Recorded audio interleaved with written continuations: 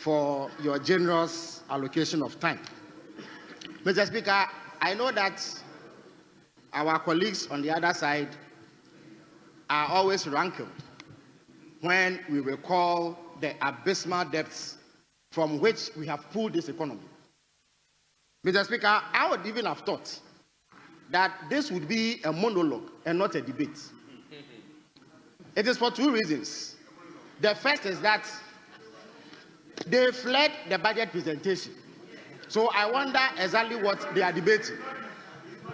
And then, Mr. Speaker, given their abysmal performance, 38%. They should have refrained from further commentary on the Ghanaian economy.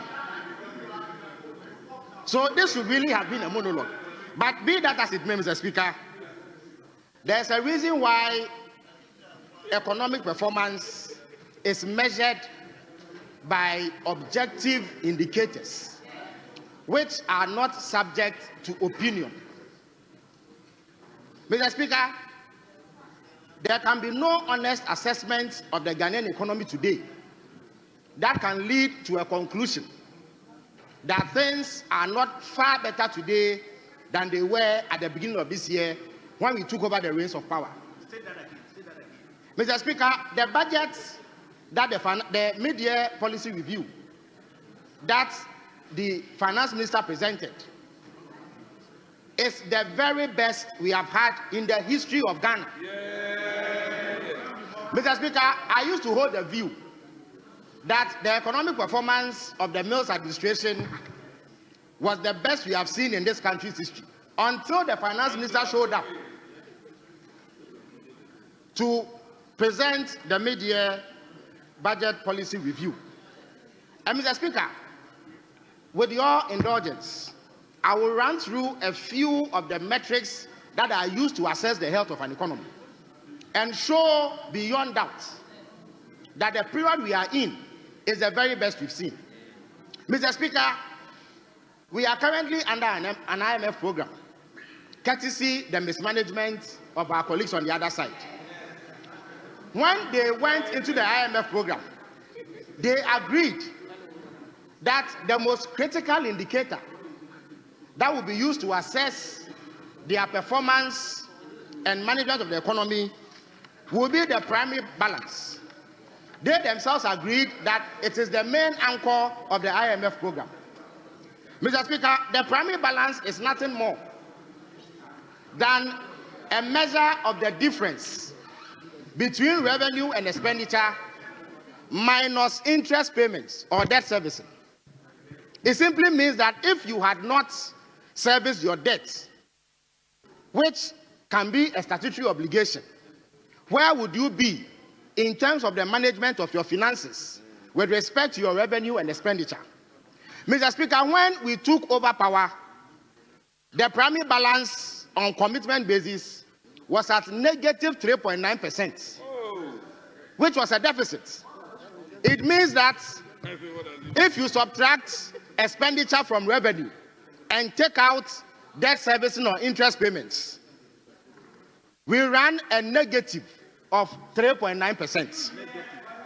Mr. Speaker, when the finance minister came here, he said that this year, or by half year, we had projected to achieve a primary surplus of 0.4%. Mr. Speaker, the finance minister reported that we have in fact exceeded that and done a primary surplus of 1.1%. It simply means that we spent less than we earned. And every analyst of any economy will tell you that if it turns out that the country spends less than it earns, then they are on the right path as far as prudence is concerned. Mr. Speaker, if you look at the fiscal deficit itself, which is a straightforward measure of expenditure minus revenue, it was 0.7% by mid-year. Mr. Speaker, what is interesting is that the finance minister projected in his 2025 budget that we will do 1.8%. And for clarity, the larger your deficit, the worse it is for the economy. And the smaller the deficit, the better it is for the economy. So if we said we will do a deficit of 1.8%, and today we've done 0.7%, it means that we have done far better than we even imagined. And that is to the credit of this government. Mr. Speaker, our colleagues on the other side are making a song and dance out of the exchange rates.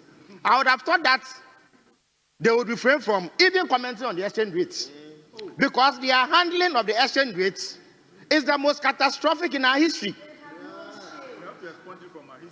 Mr. Speaker, my colleague who just spoke before me was contending that the cedi never got to 17 cedis against a dollar under the tenor. Mr. Speaker, in November 2022, the Ghana cedi exchanged for 17 cedis to $1, and it is a fact on the forex market. In fact, by the time they left office, the cedi was almost at 17 cedis to $1 on the forex market. Mr. Speaker, the finance minister has reported that the cedi appreciated by 42% against the US dollar. It appreciated by 30.3% against the British pound and appreciated by 25.6% against the euro. Mr. Speaker, the appreciation of the cedi in the last 6 months is the very best we've had in the history of Ghana. In fact, it is the only one that comes close was a 38% appreciation in 1997 under the Rawlings administration. Mr. Speaker, inflation. Inflation simply measures the rate at which the prices of goods increase on the markets. And because we do year-on-year inflation calculation in Ghana, it simply measures the rate at which the price of goods are increasing on the markets at the point one is doing the analysis against the same point in the preceding year. When we took over power, inflation was 23.8%. Mr. Speaker, today it is 13.7%. Mr. Speaker, growth. The finance minister said in his budget, or I beg your pardon, the NPP achieved a 4.9% growth around the same time last year. Mr. Speaker, today we have achieved 5.3% growth, which is much better than what they left. Mr. Speaker, our debt to GDP ratio, which simply assesses whether or not theoretically we can pay off our debt in one bullet payment with the size of our GDP, shows that today our debt to GDP ratio is 43.8% of GDP. It simply means that if we pick our debts and compare it to our GDP, we have an extra 56.2% to spare if we were to do one bullet payment with our GDP. But Mr. Speaker, the curious thing about this is that when our colleagues on the other side entered the IMF program, they agreed that we will move from the 104% debt to GDP ratio, the disaster that they recorded sometime in 2023, to 45% in 2034. 45% in 2034. So the target was that we were going to manage our debt such that by 2034, we achieve a debt to GDP ratio of 45%. Mr. Speaker, as I speak to you, 9 clear years before the target, we have achieved 43.8%. In 6 months, we have achieved what they had projected to get in almost a decade. It is a remarkable achievement that nobody can run away from. Mr. Speaker, I also see that our colleagues are refusing to acknowledge the tremendous improvements we've made in our reserves. Our reserves currently stand at $11.12 billion as of June 2025. That gives us 4.8 months of import cover. Mr. Speaker, we inherited $8.9 billion under them, which gave us barely 4 months import cover. Now, Mr. Speaker, they say that, oh, the IMF says we are pumping dollars into the system to safeguard our currency. Mr. Speaker, forget about the fact that there are similar IMF reports that show that they were spending $2.4 billion or they were pumping $2.4 billion around the same period in 2023-2024 in order to protect the currency. Yet, the currency reached about $16 Sorry, 16 cedis to $1 on the forex market. Mr. Speaker, what is remarkable is that under the IMF program that they entered and we inherited, the target was that within the first 6 months of this year, we will increase our reserves by $498 million. Mr. Speaker, through the remarkable performance of the finance minister under President John Dramani Mahama, we have exceeded this and in fact increased our reserves by $1.6 billion over the same period. What it means is that we have crossed the threshold that the IMF set for us. We have done far better than we thought. Indeed, we have performed 3 times better than we had imagined. Therefore, if it becomes necessary to make forex available on the markets, any responsible central bank will do so in order to protect the currency. Because we have all seen the benefits that have accrued from the appreciation of the cedi. It has led to indisputable reductions in the prices of goods and services on the market, contrary to the claims that our opponents are making. At the very least, Mr. Speaker, fuel prices have dropped 8 consecutive times between January and now. When we took over power, fuel was selling in some filling stations for 15 cedis a litre. Today, the same commodity sells under 12 cedis a litre in some filling stations.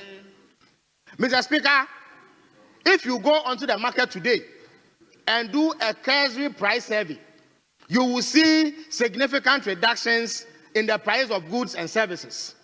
Mr. Speaker, a ton of iron rods at the beginning of this year under the NPP sold for 9,400 cedis.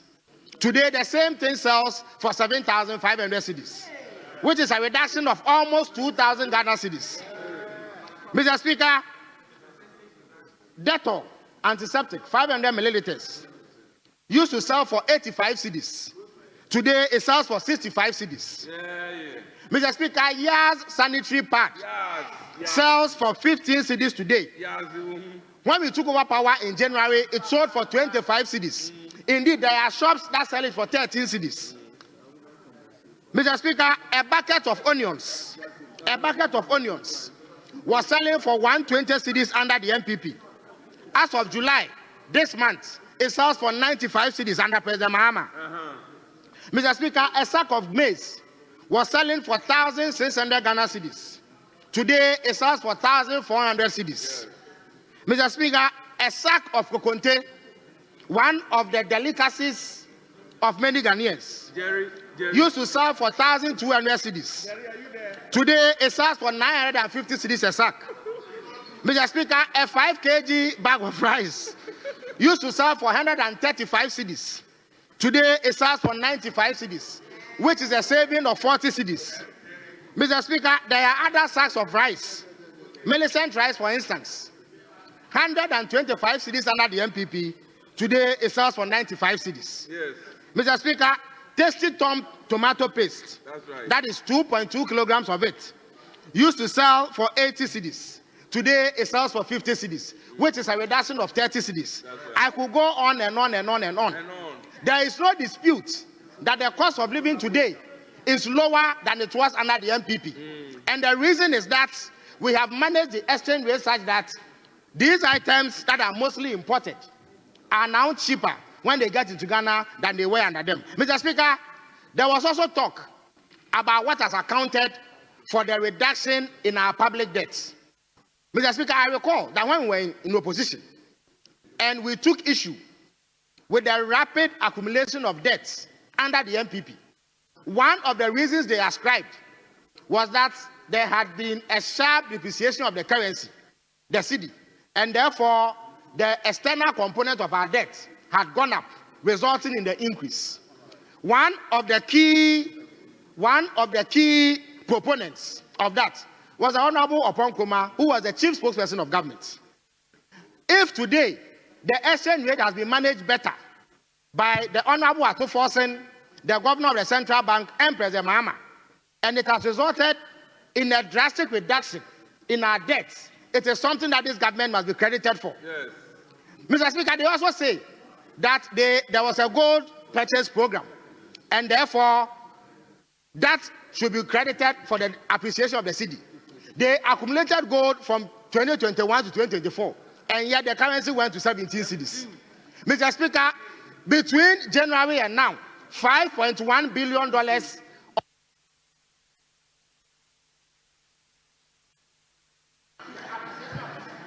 Member, your time is up. I will then give the floor to Honorable Kabirutia Mahama. 10 minutes. Thank you very much, Mr. Speaker.